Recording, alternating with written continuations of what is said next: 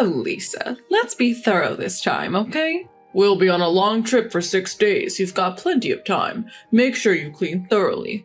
Looks like you can get plenty of housework practice. Go for it, Lisa. Understood. I will make sure to clean thoroughly. Several days later. Hey, what's going on? We can't get into the house. I figured as much. What does that mean? What is this, Lisa? What did you do? Explain. Where are you right now? What did you do while we were on vacation? My name is Lisa, a 30-year-old part-time housewife. I've been married to my husband Henry, who's 4 years older than me, for just under a year.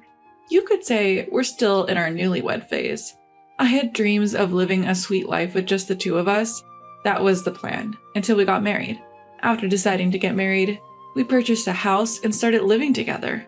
At first, everything was going well, but then we ran into a problem.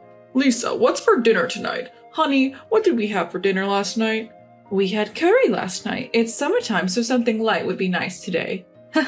Something light, got it. The problem we encountered was that my in-laws started living with us without our consent. We never discussed living with my husband's parents. We bought the house intending to live there, just the two of us. And yet, without a word to me, my in-laws decided to make themselves at home. At first, they just came over and stayed on weekends, but it escalated and they brought their own furniture and started acting like it was their house. It'd be nice if my husband said something, but with him saying things like, "Mom, are you feeling the summer heat? Are you okay? Dad too? I'm worried." I don't hold out much hope. I didn't realize until we got married, but my husband acts like a child in front of his parents. He has no opinions about his parents living in our house without our consent. I've tried talking to him about it when it's just the two of us. Hey, I didn't hear anything about your mom and dad moving in. Our house isn't big and we won't have enough rooms when we have a kid. What are we going to do about this? You need to explain and get them to move out. All my husband had to say was this: "What are you talking about? We can just move if we have a kid. I think mom and dad would be happy to live with their grandchild. I'd be happy to live with everyone too."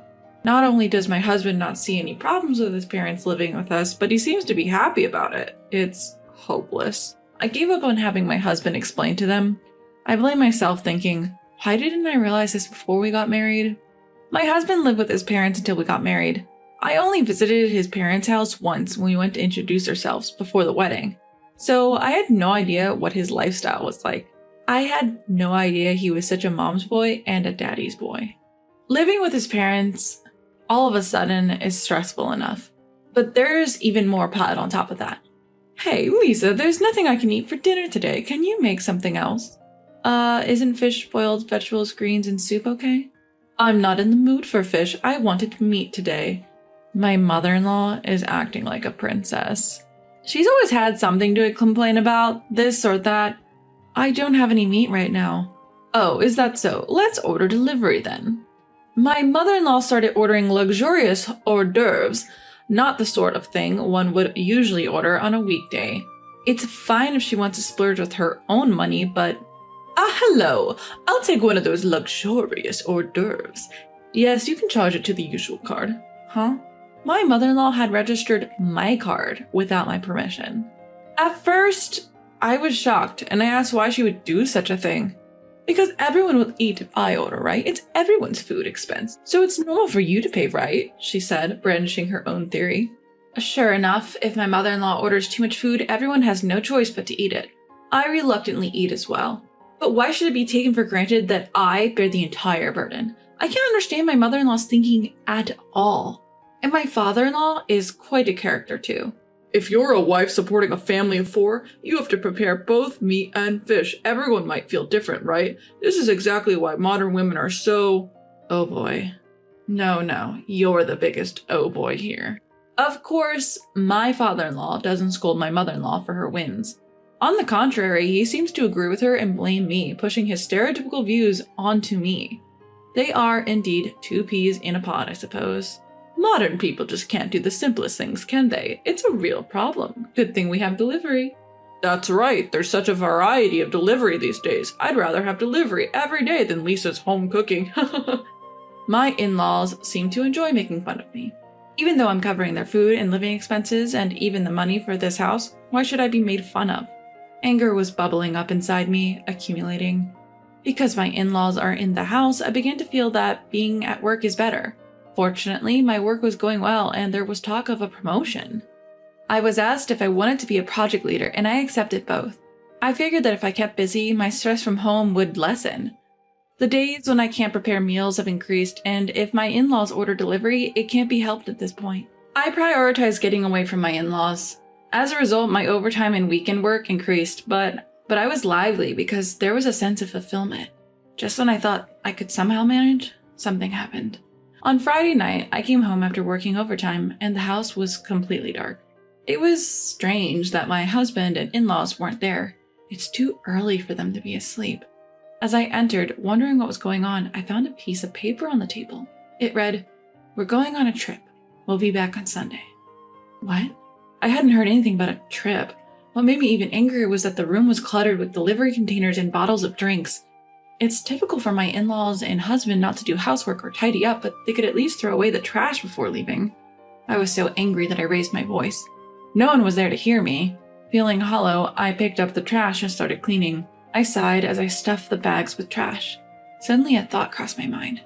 Where the hell did they get the money for a trip? A chill ran down my spine. I opened the banking app on my phone and checked the credit card activity. You've got to be kidding me. A few $1,000s were charged from a company that appeared to be a travel agency. I tried calling my husband in panic, but there was no answer. Holding back my urge to throw the phone in anger, I decided to check my husband's social media accounts, and there it was. Beautiful beach, it's so pretty. A picture of a blue sky and beautiful beach. The people in the photo didn't look American. Could it be? Further snooping revealed that they were in Bali. I had never imagined they'd go on an international trip, and I felt drained. I hate to say it, but my husband's income is hardly substantial. The main source of income is my salary. I have been trying to save as much as possible because I was worried about the future. That was until my in-laws came. The thought of my husband, along with his parents, using my money to have fun at a resort made my anger uncontrollable. All the vague stress I had been feeling started forming into clear words. Why? How? What were they feeling? Until when? Thinking about the future seemed endless. I decided that I needed to do something about this life.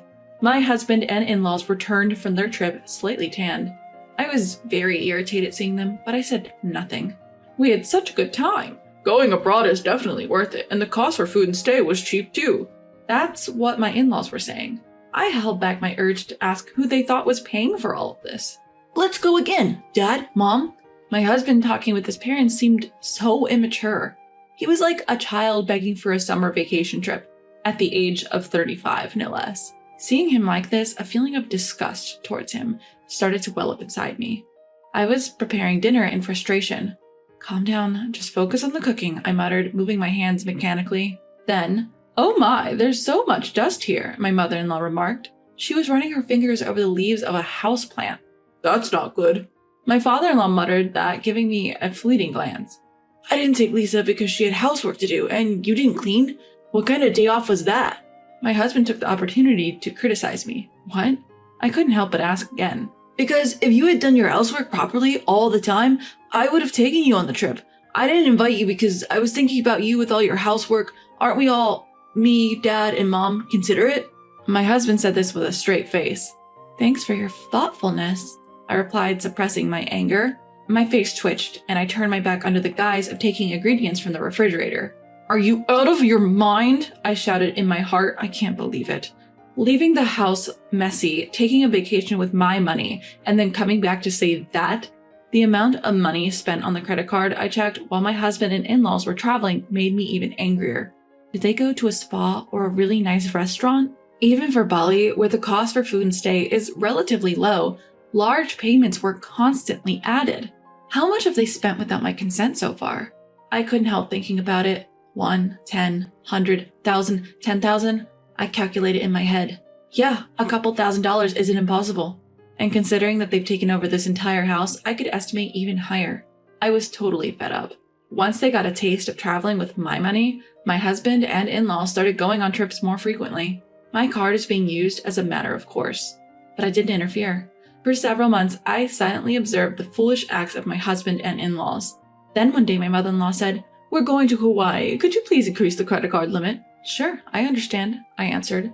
My mother-in-law is completely looking down on me. Does she think I'm some soldier who does whatever she says? Should I buy a new swimsuit? In her ridiculous age, she's flipping through a swimsuit brochure looking excited. Well, she's going to use my money anyway. Just you wait. I glared at my cheerful mother-in-law. She's so engrossed in the brochure, she doesn't even notice. The day my husband and in-laws left for Hawaii, the room was the messiest it had ever been. My husband and in-laws are apparently heading to the airport soon, and they are busily checking their luggage. As usual, they seem to have no intention of cleaning up the room. "Oh, Lisa, make sure you do it right this time," my mother-in-law told me. "It's a long trip this time, 6 days, plenty of time. Make sure you clean up well," my father-in-law orders me. "You'll have plenty of time to practice your house chores. Good luck, Lisa," my husband says cluelessly. What is he talking about? Seeing it was about time, all three of them started to rush. Their chatting and leaving looked genuinely fun. Understood, I'll make sure to clean thoroughly. They probably didn't hear me due to their chatter. I said it to their backs. 6 days later, the day my husband and in-laws were to return home, I was gazing at the night view. Even though it was a weekday, I had taken a rare paid day off and was enjoying a drink in a lavish hotel. My husband calls. I let out a sigh, leave my seat, and answer the call. "Hello?" "What the hell is going on? I can't get into the house."